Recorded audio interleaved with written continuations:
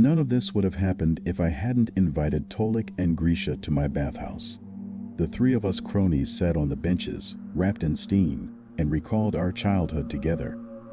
And suddenly, Talia started talking about the ski slope, how we, as schoolchildren, rode there all winter long, and then cold, wet, but happy, we walked home at dusk. Once upon a time, there was such a track in a hilly area, hidden in the forest. I also remembered those sharp slopes, the snow ringing under my feet, and the feeling of speed. And do you remember what kind of wooden skis we had? They rubbed them with a candle to make them slide, Tolyanov recalled. Yes. Mine were attached to ordinary shoes, with a leather strap and an elastic band. I picked up. They kept jumping off. I remember flying down the hill. One ski flew off. I'm trying to stay on one leg, and so, I hit my nose in the snow and rolled head over heels. Ha ha, Tolik laughed. I remember that. God, we were so small back then. You will recognize us now. Or maybe we'll get together in the winter? Let's go skiing, like before. Let's go to our highway.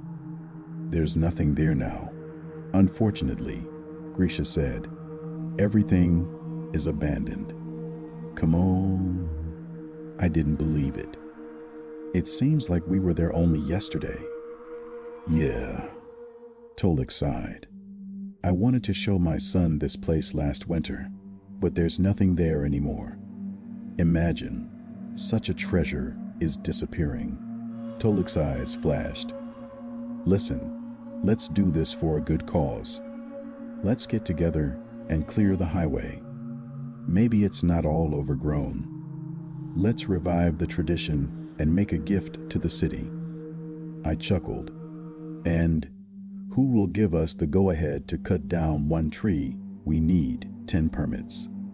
They'll give us everything, Talia said. The main desire. He didn't just talk like that. He had some connections in the city administration. Staming and Rudy, Grisha slapped his stomach. The idea is great. I would love to return to the sport myself. I'm starting to get fat from sedentary work. Then I'm in favor too, I nodded. It's going to be great. I found this idea interesting. In recent years, we have rarely met in company. Who has a job? Who has a family? In adulthood, it's difficult to match weekends. That's probably why some people are friends with colleagues. Others close in on their family, and others close in on themselves and proudly pretend that they don't need anyone. But I've been drawn back to these friendly meetings for a long time. At such moments, I felt like I was 20 years younger. Although, probably, my friends and I haven't had any adventures in the last 5 years. Our meetings were rather nostalgic in nature. The phrase, remember, sounded much more often than, come on. I imagined that, thanks to this track, I would be able to feel like a carefree schoolboy with friends again. And when it's all over, I'll bring my kids there and show them what real entertainment is. Anything is better than sitting at the computer all day long. Emerging from the stream of dreamy thoughts, I said that I was ready to devote a few days off to a good cause and even take time off. It turned out to be not an empty bathhouse conversation, which everyone forgot about the next day. Talia actually went to the administration and managed to convince local officials that it was a great idea to return the ski run. It was beneficial to them that a sports facility appeared next to the city out of nowhere. Events can be held there, races in summer and ski slides in winter. And then, against the background of all this, you can make beautiful reports. Therefore, the administration gave us unofficial permission. Do it, guys. Of course, no one has allocated money for this, but they have provided some assistance. They gave me tools because of the city's business, gasoline for saws, and promised to take the garbage out of the territory later. First, We went on a reconnaissance mission to outline the background of the upcoming work. It wasn't as bad as we thought. The track hadn't completely disappeared and was still visible. The dry grass reached up to his knees. Tall trees have already grown in some areas. In places, the path was blocked by walls of bushes. The bridge over the stream under the hill collapsed, and we decided that we would build it from trunks that we would cut down. Therefore, we decided to start with the main thing to remove excess trees and uproot the stumps. The following Saturday, our small army of enthusiasts, armed with chainsaws, thermos flasks, and tea and sandwiches, arrived in the forest. Talia drove his SUV uphill and parked between two pine trees. We got out of the car. Grisha immediately took out his lunch, folded several sandwiches into one, and began to chew. I patted him on the shoulder. "You, brother, as usual. We haven't started yet, and you're already a hamster." "Isn't that food?" mumbled Grisha, his cheeks bulging. "I wouldn't be surprised if I found a pot of borscht in my car right now." Tolik laughed, taking his tools out of the trunk. He gave each of us a chainsaw and a small bottle of gasoline. "Guys, let's work like this." We split up, everyone takes a plot. We go down the trunks, then we gather and cut them into pieces at once, okay? Everyone agreed. Separating from the others, I went deeper into the forest and went the furthest. I found a couple of marked trees that could hinder future skiers. I didn't look at them last time, but now I notice how they stand out from the overall picture. It's not oaks or aspens, but God knows what. They're not tall, only 3 meters, but they're so thick that they can't wrap around. The crooked branches grew everywhere, and the sparse, wide leaves resembled maple trees. I thought, maybe this is some kind of maple? But it looked more like something monstrous and multi-armed. The leaves fluttered in the wind like open palms. These trees did not add to the beauty of the landscape.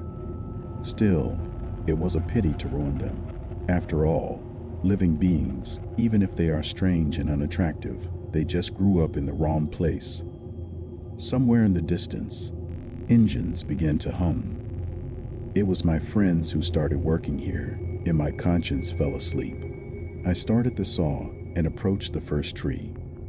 For the sake of everyone, the bark turned out to be surprisingly hard, and at first it wouldn't budge. I was already afraid that the chain would come off, but then everything went smoothly. I cut, and suddenly the dusty picture turned into a thick scarlet slush. With each pass, the saw turned redder and redder. I didn't understand what was going on. This liquid soaked his hands and shoes, leaving behind an unpleasant, sickly sweet smell. It was as if a man, not a tree, had gone to the sawing. I remembered reading about trees that have resin that looks like blood. Maybe we're being barbaric about something rare, I thought. But where was there to stop when more than half of the trunk had already been cut down? The tree collapsed, and a red fountain gushed out. I blinked and shook my head, trying to erase this terrible vision, but the picture before my eyes remained unchanged. In place of the cut was not wood, but meat, veins and bones, as if 2 fused legs were stuck under the bark. This couldn't be happening. It just couldn't. The bark cracked on impact with the ground. Now, it was enough just to pull on the edges of the rift to see what was hidden. Not wanting to speculate, I pulled back the saw, bent down, and yanked the bark to the sides. It broke easily, and something impossible appeared in front of me. There was something inside the tree that looked like a human body. A head, empty eye sockets, an open toothless mouth, and a thin, elongated torso at least 2 meters long. This creature had no skin, only bare muscles and tendons. The inside of the tree really resembled a man. Only the feet were missing because I sawed them off. A warm, moist steam emanated from this creature. It was alive until my saw killed it. I sat down on the ground because I couldn't stand anymore. Oh my God, there's blood all over my hands. A scarlet stain spread from the trunk and soaked into the ground. A scream rang through the forest. Guys, it was Tolik's voice, shrill and full of horror. My heart leapt into my throat. I took off, grabbed the saw, and ran to his call. He flew through a thicket of bushes, ran down a circular slope, and jumped over a stream, flew to the top of the hill. And there he was, Tolik, standing in the middle of the road, covered in blood. Nearby, a tree was not completely cut down, but part of the bark had already fallen off, and an eyeless, skinless head protruded from the fracture, dripping mucus from its open mouth. What is it? Tolik stuttered and poked at the creepy creature. A corpse in a tree? I don't know, Talia, but I had the same thing. There's something wrong with this forest. I can't even imagine how people ended up in the trees. I was nervous, afraid that it would come to the police. We should call the cops, Tolik said, confused. Don't worry about the cops. You said it yourself. We're here unofficially.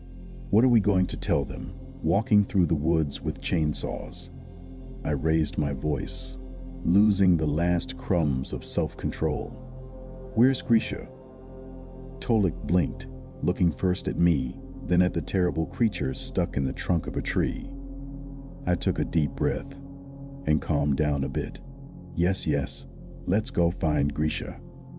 And let's get the fuck out of here. Tolik and I were shaving along the trail. I peered into the dense forest. I listened to the sounds. Grisha. We took turns shouting, but there was only silence in response. Our friend was not a timid person and would not run away headlong at the sight of blood trees. Maybe he's sitting on a log somewhere and sharpening a stash of sandwiches. I thought. He's over there, shouted Tolik, pointing somewhere to the side. Our friend was standing among the pines not far from the road. A bloody chainsaw was lying next to him. Grisha also managed to run into this miracle. A miracle in a bad way. Grish, take the saw and come here. We're leaving, I said. It was unnecessary to explain the reasons. He had already seen the strangeness that we had to face. The friend mumbled something unintelligible in response. Tolik pointed to a sawn-down tree from which a scarlet liquid was gushing. I've seen enough, I muttered, no longer surprised by what was happening. No, you look up, insisted Tolik. I looked up. There was an orange ski helmet sticking out of the trunk of that tree. It is firmly embedded in the bark of the tree. What did it all mean? Grisha, let's get there, Tolik commanded. Modrug stood rooted to the spot, arms wide apart. And then we realized that something was wrong with him. I can't, he whispered. I can't move. We dropped the saws, ran up to Grisha, and felt his shoulders. He became like a wooden man, and I was struck by a trembling comparison that came to mind. Like a wooden one. Oh, it's no accident. Every muscle in his body turned to stone, and his arms could barely bend. Grisha moved his tongue these 2 times, repeating, "Help me." He looked at us with wide-open eyes, and there was only horror in them. When I realized what kind of trouble our friend was in, I stopped worrying about myself. We had to get him out of the woods. It seemed to me that if we didn't hurry up, something irreparable would happen. An inner voice screamed, "Faster, faster. We'll take you to the hospital now. Everything will be fine." I promised. Tolik, let's take him and carry him. And the saws are government issued, after all. Talia said hesitantly. It was as if he refused to believe what was happening. What kind of saws? I snapped, losing my patience. I don't care about them. We put Grisha's arms around our shoulders. It wasn't far to the car, but he was a big man. It was incredibly difficult to carry him. Every step was difficult, and I could feel my muscles starting to ache from the strain. My clothes are soaked with sweat and stuck to my body. I found myself thinking that if it hadn't been for Grisha, we would have left here a long time ago. But you can't leave him alone in the middle of the forest. I tried to focus on walking in unison with Talia, who was supporting the other side. It was easier that way. Every minute seemed like an eternity, and I could feel my breathing getting heavier. It's been a long time since I've had such physical education, but we did it. Finally, a car appeared. We're almost there. I wiped my face, realizing that I had done my best. Be patient, bro, I said, catching my breath. Tolik opened the back door. We barely bent our friend into a sitting position and shoved him into the car, and then climbed into the front seats. What's the matter with him? Talia asked in a whisper. He was still trying to find a rational explanation for what was happening, but I already understood what was going on. This ski trail was abandoned for a reason. The forest was too clean. No one had been here for a long time, and we were fools. We remembered our childhood skiing. Start it already, I demanded. But Tolik was in no hurry. He sat with his hands on the steering wheel. Well, I urged, feeling a growing panic. No, the friend drawled, barely moving his tongue. He couldn't even turn his head to me. And the same thing happened to Tolik, barely moving his tongue. He couldn't even turn his head to me. That's rubbish. The same thing happened to Tolik. He froze, just like Grisha. So I'm next? There was no time to think. I had to act right now. I'll drive myself, I said, and jumped out of the car. He ran around. Let's get Tolik out of the driver's seat. But he seemed rooted to the chair. What am I supposed to do with you? I said desperately. A long, deep groan came from the back seat. Grisha, his face. It became dark and dry, and it was covered with a network of deep cracks. Not leather, but tree bark. Only his eyes were still alive. There was so much pleading and fear in them. That's when I realized, we're all dead. We're all going to stay in this damn forest forever. But I had to at least fight for my life. We have a lot to lose. We have families, children. What will happen to them? The city is nearby. There is a sandy road beyond the forest. High voltage line, then garages. And immediately behind them is the neighborhood. If I can get there before this monstrous disease hits me, I'll have a chance to escape. I'm sorry, guys. I'll send someone here. I promise. And forgetting about my fatigue, I ran. He flew, tearing through thorny thickets, tripping over the root of trees, breaking branches and screaming, "Help, people, help!" But my screams faded into the dense ocean of the forest. My whole life flashed before my eyes, the faces of the children, Sashka, Marinka. Was I a good father? Forever immersed in routine, irritable from their whims, shouted when they ruined my report when they did not want to sleep. I was exhausted. I mentally escaped into my youthful dreams, forgetting about my family. I remembered how easily and joyfully my friends and I gathered, and I thought how much I missed this lightness in everyday life. Apparently, I never grew up, but now I swore to myself that if I got out, I would become a better father, a better husband. I would no longer complain about boredom. I would visit home more often. Sashenka, Marinachka, Mae, good kids.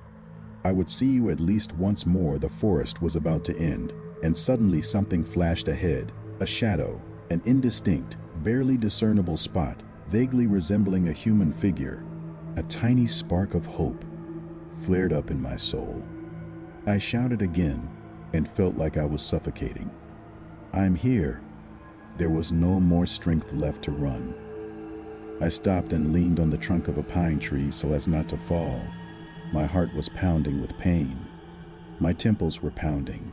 Dark spots flashed in my eyes. Someone was coming towards me. A tall silhouette, bipedal like a man, but shaggy like an animal. Or maybe it wasn't wool but dark brown moss, with an elongated skull instead of a face. I couldn't make out a human or an animal.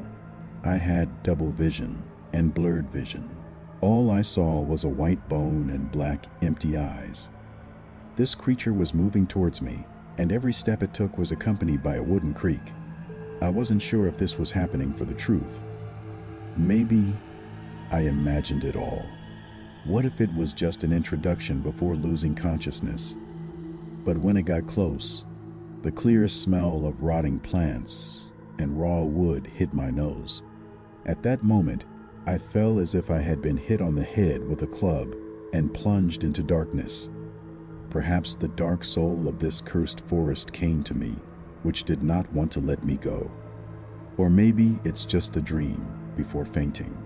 I no longer know if there are differences between reality and fiction, but when I came to my senses, the reality terrified me. Night, the starry sky, above the tops of dark trees, a cold, biting wind.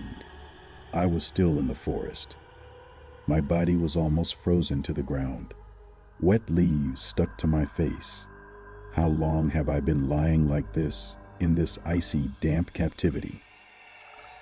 The fingers were still moving. My arms and legs responded to my feeble attempts at movement. Thank God, what happened to Talik and Grisha hasn't happened to me yet. So we need to get out. I got up and looked around. Where to go? It's the same from all sides. Everything is hidden behind an impenetrable wall of trees. The pockets are empty. There is no phone. It fell out somewhere. But I couldn't stand still and wandered forward, hoping for a miracle. There are only trees around, ordinary pines and firs, and also these strange, low, with thick trunks and sparse leaves. The wind hummed in their ugly branches, and it seemed that they were moaning with grief. All those creepy trees are people. They're still there, locked inside. They stand here blind and pitiful, remembering their past lives. Probably each of them has long been distraught. The mind is hardly capable of withstanding such confinement. Yes, death is better. Perhaps the one I saw down at the root was grateful to me for that. The darkness, the forest, is like a maze. I had been walking for at least an hour and couldn't see a way out. So he went the wrong way. Damn. I'm sorry, life. I'm sorry, kids. My legs ached from fatigue. I was thirsty. The wind made me shiver from the cold. Let me go, I shouted, not knowing who I was talking to. Why are you holding me? Let go. The forest responded only with the rustle of leaves, as if it was quietly laughing at me. I was ready to give up. He sat down on a fallen tree, hugged himself by the shoulders, and looked into the dark, raging blue. Is this really the same forest where we used to walk so often in childhood? He turned out to be fabulous and friendly back then. It was interesting to see a red-headed woodpecker or a busy squirrel, but now it's not a forest monster. A huge monster devouring people. It seemed that this night would never end. But suddenly, the sky began to lighten. I looked around. It's still unclear where to go. I was hopelessly lost, but suddenly, a car horn sounded. It sounded all over the forest, and I realized that it was one of my friends. Talia must have been able to start the car after all. He got out of the woods, and now he's back for me. My friend, I'm running, Tolyan. I'll be right there, but don't leave, I said and hurried towards the sound. The signal did not stop. He sounded so that I wouldn't lose my way. It's so far away. The taste of blood appeared in my mouth. Thirst tormented me, but I rushed towards salvation. The alarm was already close. Here it is, the road of our abandoned saw, and there should be an exit behind the fir trees. Panting, I ran out into the clearing and screamed, "Guys, I'm here, I'm running." But I was only disappointed. The SUV was probably there, but he didn't go anywhere. I've been standing in place since yesterday evening, and now the car has become all twisted. Thick, ugly branches sprouted through the roof and windows, and one of them stuck into the horn on the steering wheel. That's why the signal spread through the forest, and I really thought that they had come to rescue me. What a fool, what naivety. My friends Talik and Grisha have become trees.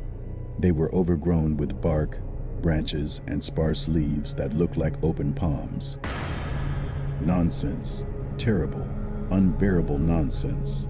My phone was lying in the grass next to the wrecked car, covered in morning dew. That's where I dropped it.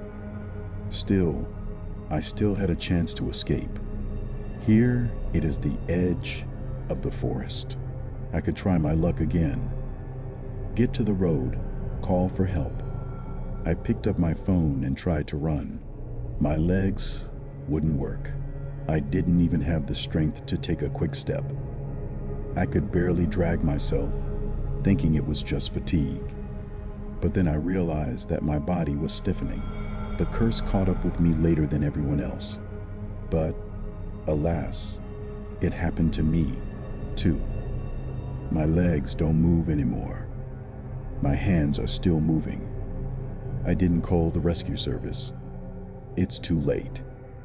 I know no one can save me. I saw the missed calls, and I didn't call you back. You didn't answer. It's a pity. You're probably still asleep right now. But I really wanted to hear your voice one last time. I don't know what you'll think when you listen to this whole message. Think I'm crazy. It doesn't matter. Hug the kids for me. I love you. I don't know what else to say. That's it. The fingers aren't moving anymore. I wish I could ask you to come here and put me out of my misery, but no. Don't come to this forest under any circumstances. He's cursed. Goodbye, dear. Don't hold it against me.